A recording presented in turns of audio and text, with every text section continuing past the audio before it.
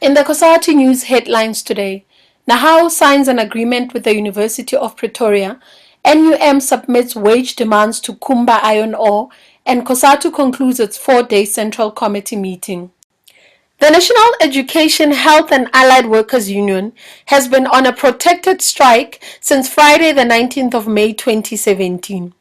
Several meetings were held with the University of Pretoria management on issues tabled during the 2017 salary negotiations, while NEHAU members remained on the picket lines. NEHAU has since suspended its strike, and its members have returned to work after signing an agreement with the University of Pretoria. The initial offer put forward to NEHAU by the university management was 7% across the board and a once-off taxable amount of 3,000 rand, and the university was adamant that this was their final offer.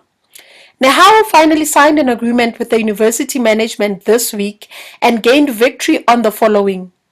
Different medical aid scheme providers will be phased in by the university for the first time, and workers can make their choice based on affordability and preference. The 2017 salary increases are as follows: a 7.5% for post level 11 to 17 and a once-off 3,000 rand payment, and a 7% increase for post level 5 to 10 along with a 3,000 rand once-off payment. The university agreed to implement the 13th check from the year 2018, and it will be phased in over a period of 4 years, starting from 25% in the first year up to 100% in the fourth year and going forward. Midpoint salary adjustment will also be implemented to bridge the unfair salary gaps between the employees. Other issues such as post-retirement benefits, housing allowance, study benefits, and the bargaining forum chairperson will be discussed and resolved at the bargaining forum. All negotiations are set to be finalized by the 12th of June 2017. The National Union of Mineworkers tabled its wage demands at Kumba Iron Ore for the 2017 wage negotiations last week. The NUM submitted wage demands and conditions of employment on behalf of its members in both the Kolomela and Sishen operation. The demands are as follows. In Sishen, the current 45 working hours to be reduced to 40 hours per week. In Kolomela, the current 44 hours to be reduced to 40 hours per week. A dust allowance of 10% of the basic salaries of employees exposed to dust to be introduced and paid. A 5,000 rand housing allowance for all employees irrespective of grades. The hauling truck operators to be graded to P4 and for all the grades of artisans in Kumba to be aligned. A new scheme should be in place effective from the current financial year, and it should be a 15% loan-free ownership scheme.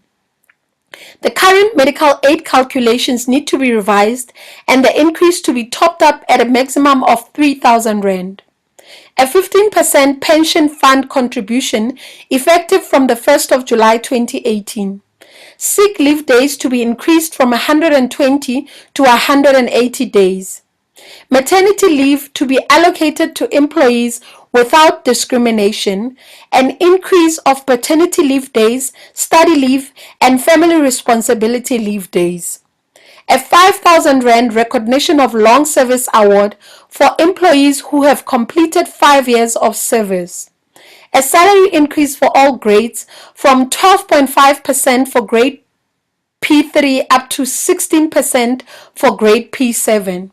Lastly, a 1-year wage agreement effective from the 1st of July 2017. The Congress of South African Trade Unions concluded its Central Committee meeting yesterday. The 4-day meeting started on Monday the 29th of May and was held at the St. George Hotel in Irene Centurion. This Workers' Parliament was held under the 12th National Congress theme, Unity and Cohesion of COSATU to advance the National Democratic Revolution for Socialism. The purpose of the meeting was to take stock of the work done and make an overall review assessment of programs and campaigns that the giant federation COSATU has implemented since the 12th National Congress that was held in the year 2015. The Central Committee was also used by workers to further probe ways and means to defeat the scourge of the triple challenges of poverty, unemployment, and inequalities. A number of issues were discussed at the Central Committee, and COSATU also asserted its position as a federation that is still firmly committed to fighting for the workers' rights.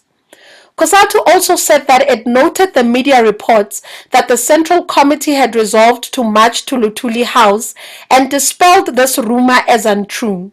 The decision taken by the Central Committee is that COSATU will embark on an anti-state capture campaign that will not be directed to any particular individual.